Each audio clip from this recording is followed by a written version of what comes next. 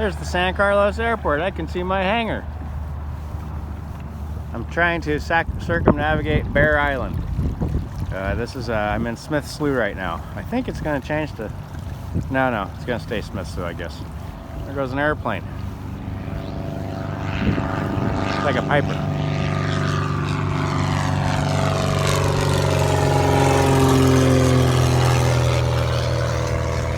Anyway, really shallow. I already hit the dagger board. I had to go over... They have a pipe going across the thing, and it was white water going across it, so I had to bring up the dagger board and the rudder and go through with no steerage. Sail rolled up. It was like, luckily the water was going my way. Bad thing is that means no going back until the tide changes. And the chart says up here, wow, look at that, old radial engine. Oh, that's a Cessna 180. Thing was for sale in Palo Alto a few years ago. Awesome airplane. Could never afford to maintain it.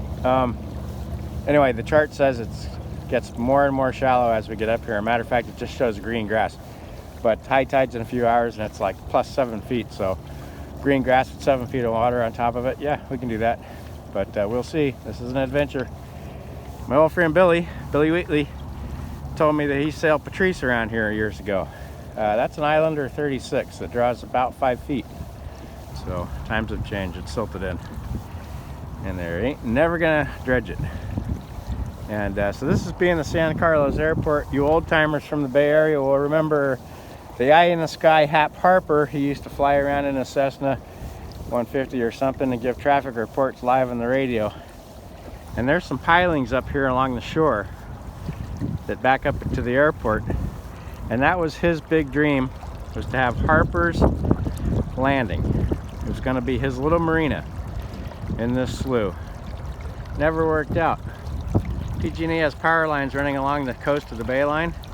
And at Redwood Creek, the two towers on either side of the creek are called specials. They're higher than all the other towers, so that sailboats and big ships, sailboats can get underneath them without a problem. And you probably can't see them from here, but this slough, when it meets the bay out there in a few miles, also has specials.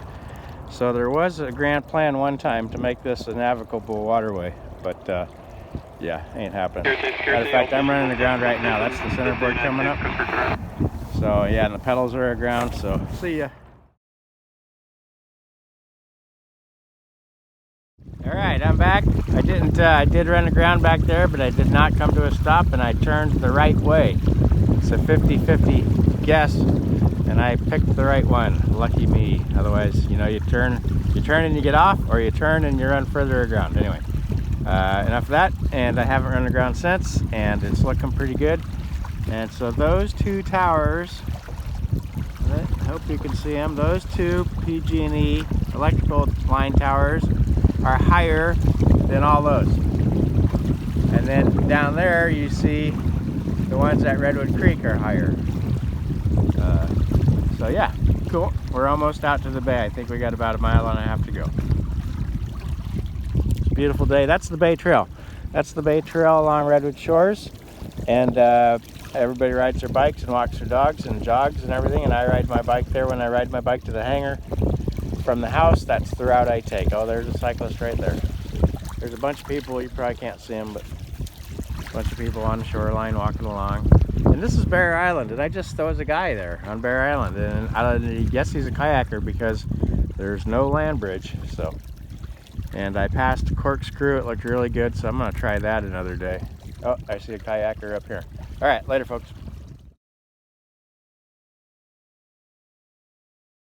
So now it's very light air. I'm trying to go that way, but it's still flooding, which means the water's going that way because that's the bay.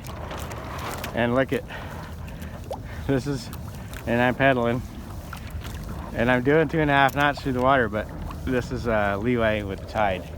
We're just going with the tide. So I'm jibing back and forth across this slough.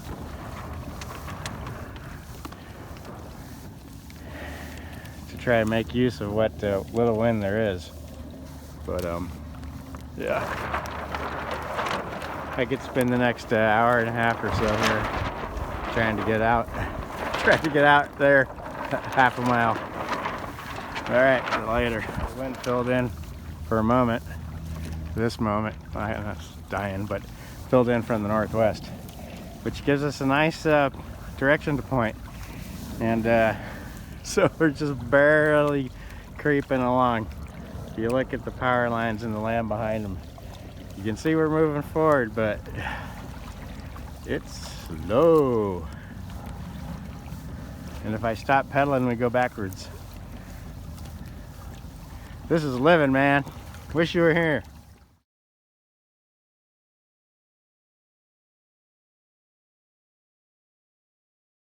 All right, I'm at the mouth of the bay, and I can see marker 12, which I sailed around yesterday. It's right by that boat. The chart says if I aim right for that and stay on the line or pretty close to it, we're good. So as you can see, it's light. Little patchy breezes here and there. It's gonna fill in. So I just stopped pedaling to do this video, but I'll be back to pedaling in a minute because we're moving forward through the water, but the tide is still against us. I don't know what time it is, but I think slack water here is probably, I'm guessing, around 1:30 or 2 or something. But it's definitely slowing down, and the tide's about as high as it's going to go.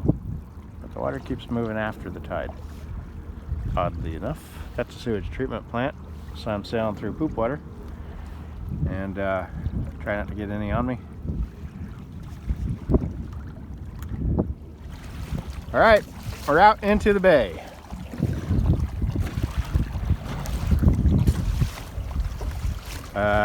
Smooth water. The breeze is coming up. It's going to build a little bit, I think, if it's a normal day. And I want to go to the bridge. Hopefully it's right ahead of us. But if I start getting wet, we're not going to do it because I'm in shorts and a t-shirt and a life jacket, and I don't want to get a chill. So I'll stay close to shore, closer than I've ever been in my life, and that'll help with the smooth water. And the wind just came up, and that'll help with the smooth water. But it just came up. It hasn't been blowing all morning. And oh, it's still a little bit of a flood, so it has to be an ebb to get really nasty. So it'll be an ebb in a few hours. Oops, keep driving. Anyway, all is well.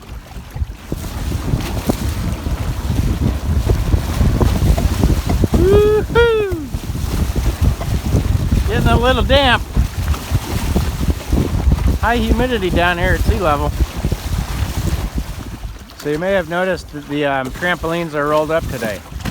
And that, by the way, it was just really windy a second ago, and that's what made me want to do this. But there was water flying everywhere. But anyway, the reason the trampolines are rolled up today is because I don't need them for anything. They're for Dory, and she's not here.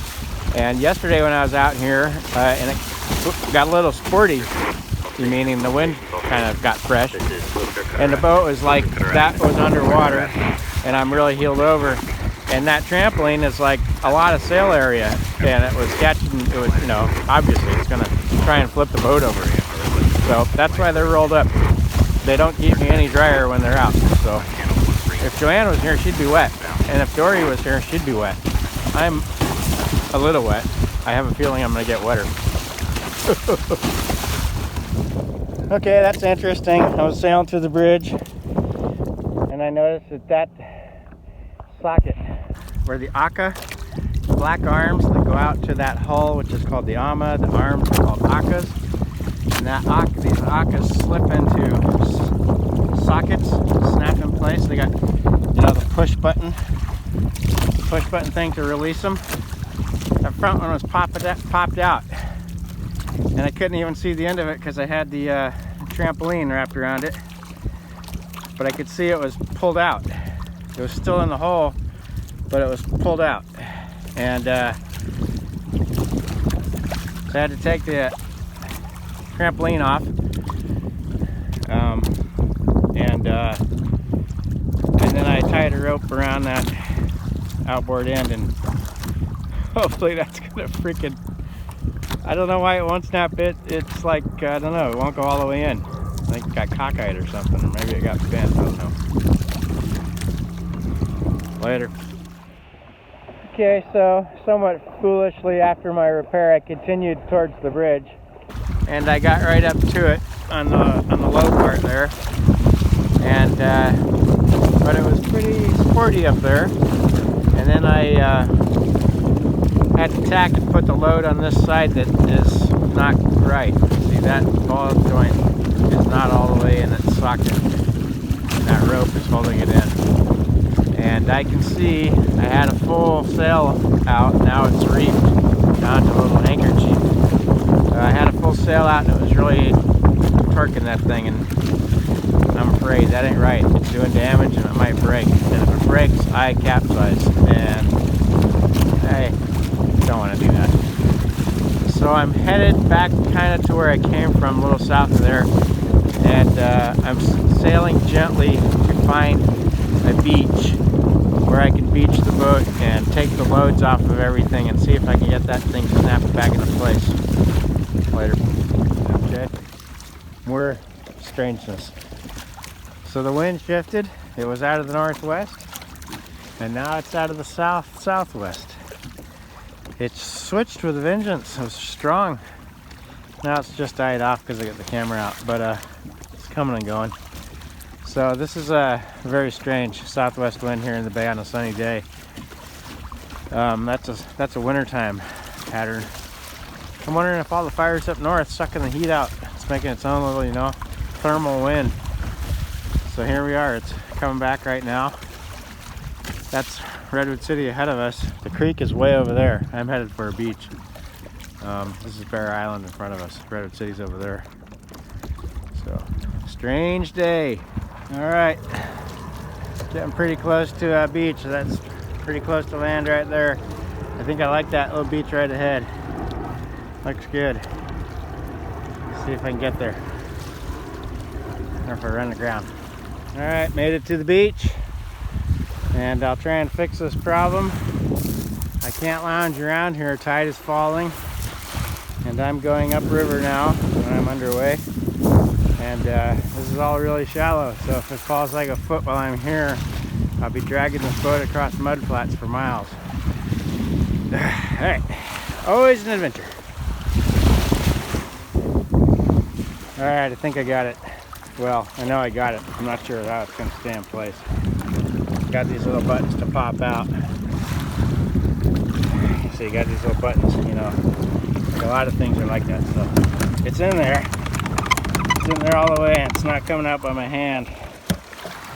So I said these boats are made out of Tupperware and rubber bands in another video, and I wasn't kidding, or in a comment, because this is how this goes.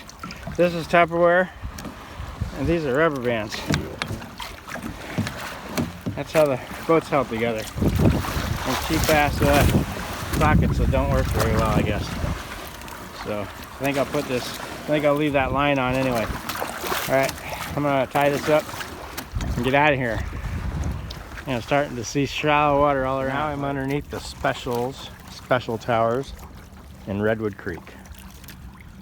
So I think I'll just mosey my way back to the launch ramp and call it a day. Circumnavigate, that's Bair Island.